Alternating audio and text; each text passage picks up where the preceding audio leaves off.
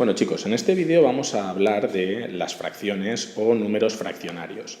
Vamos a hacer un poco de historia con lo que hemos hablado en clase, y a los que no venís a mi clase, no tenéis esa suerte, vamos a hablar un poco de lo que son los números fraccionarios. Bien, al principio, cuando los seres humanos necesitaron representar las cantidades, los objetos, por ejemplo, cómo podían representar sobre el papel que una naranja, 2 naranjas, 3 naranjas, sobre todo para el comercio, pues inventaron unos símbolos que además eran universales, ¿no? En los que servían para distintos pueblos y que representaban las cantidades. Estos eran los números naturales, ¿no? El 1, el 2, el 3 y el 4, por ejemplo, hasta el infinito. Pongo aquí puntos suspensivos porque sabéis que no terminan nunca. Bien, esto representa, como os he dicho, objetos. Nosotros decimos un coche, 2 coches, 3 coches, los que sean. Y al representar con este tipo de números los objetos, nos damos cuenta que tenemos una serie de carencias, ¿no? Cuando los objetos no son iguales del todo, necesitábamos otros números para representar las cantidades. Por ejemplo, imaginaros aquí en esto de dibujo que os he hecho, ya sé que no es un dibujo muy artístico, pero bueno, nos va a servir. En este dibujo tenemos 3 panes, ¿no? Lo que pasa es que, como podéis ver, tengo un pan entero, 2 panes enteros y un trozo de un pan. Por eso os pongo aquí el interrogante en el que, ¿cómo representamos eso? No llega a ser un tercer pan, pero tampoco podemos decir que tengamos 2 panes únicamente, sino que tenemos 3 objetos, aunque no sean del mismo tamaño. Pues bueno, vamos a ver cómo representamos eso.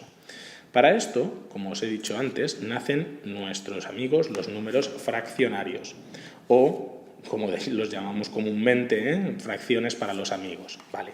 Estos números son un poco extraños, pero ya veis que son 2 números, uno está arriba, el otro está abajo, están divididos por una rayita, y lo que nos indican es las partes de un objeto entero. Bien, vamos a explicarlo eso un poco mejor con la ayuda de los dibujos.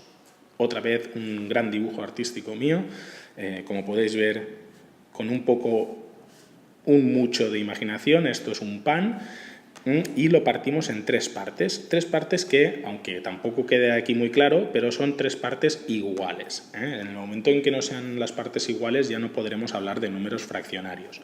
Pero bueno, en este vamos a imaginar que tenemos las 3 partes iguales. Bien.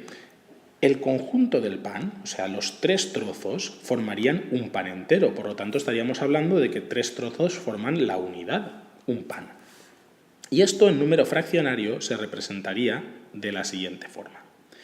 Bien, se pondría, como hemos dicho antes, la rayita en medio, se pondría la rayita en medio, tendríamos un número arriba y un número abajo, y ese número de arriba, el de arriba, que no es su nombre, a partir de ahora ya vamos a utilizar una terminología más adecuada a sexto de primaria, lo llamaremos numerador, y el debajo, que tampoco es un nombre, lo vamos a llamar a partir de ahora denominador, nos van a indicar una serie de cosas. Bien, ¿qué nos indica el denominador? Vamos a empezar por el denominador.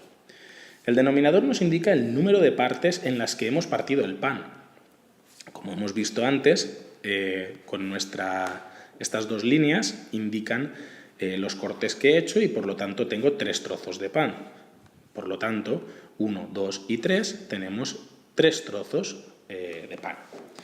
El numerador, por contra, nos indica el número de partes de pan que cogemos. En este caso, yo he puesto 3. ¿Por qué he puesto 3? Para que veáis que si cojo 3 partes de 3 partes que tengo, lo que tengo es la unidad. Por lo tanto, siempre que veamos una fracción o un número fraccionario, lo veamos con el mismo numerador que el denominador, como este, 3 tercios, por ejemplo, estaremos diciendo que lo que tenemos es la unidad, un pan entero en este caso. Ya hablamos de panes. Bien, aquí os pongo un ejemplo. Por ejemplo, un tercio. Este número lo llamaríamos un tercio, ¿vale? Siempre decimos en cardinal, el número cardinal, el numerador, y en ordinal el denominador. Un tercio. Bien, cojo una de las 3 partes en las que está partido el pan. Como podéis ver, aquí he hecho un pequeño avatar mío y lo que estoy cogiendo es una de las 3 partes que he cortado antes. Esto sería 1/3. Este número de aquí expresa esto, representa esto. Por tanto, si he cogido 1/3 en número fraccionario, ¿cómo expresaría las partes que sobran o las partes que dejo? Pues con otro número fraccionario. 2/3 es lo que no he cogido o lo que he dejado. Aquí están dibujadas esas 2 partes. ¿Lo veis? Fácil, ¿verdad? Vale.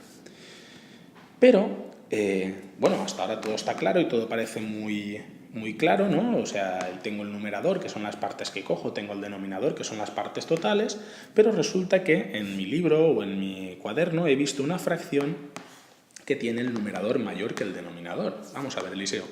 Pero tú no decías que el numerador son las partes que cojo. ¿Cómo puedo coger más partes de las que tengo? Esto sí que es posible. ¿Esto es posible por qué? Pues porque 3 es el número de partes en las que está partido un pan. Si yo he cogido 5 partes, ¿qué estoy diciendo?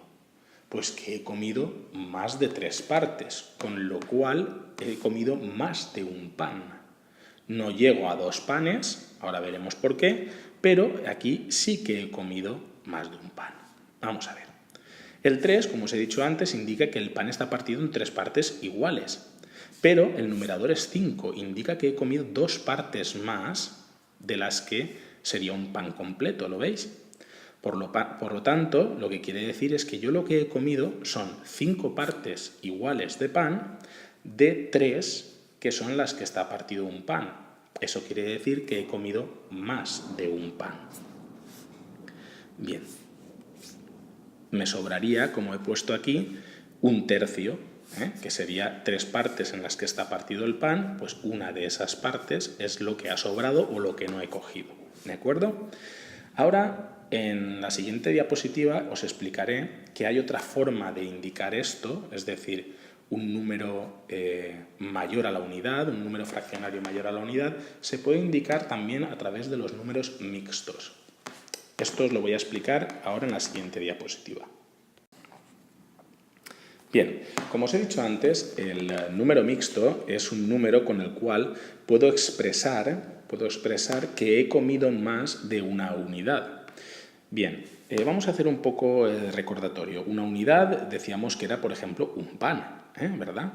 Estaba partido en 3 trozos y si yo me comía 3 trozos de 3 trozos, estaba comiéndome un pan entero. Pero podía ser que me encontrase con esta fracción, 5/3, por ejemplo. 5/3 indica que yo como más de 3/3, exactamente 2 trozos más. Por lo tanto, estoy comiendo más de un pan. Y esto se expresa así, con una fracción con el numerador mayor que el denominador, aunque hay otra forma de hacerlo. Y a esta forma se la conoce como la forma de número mixto.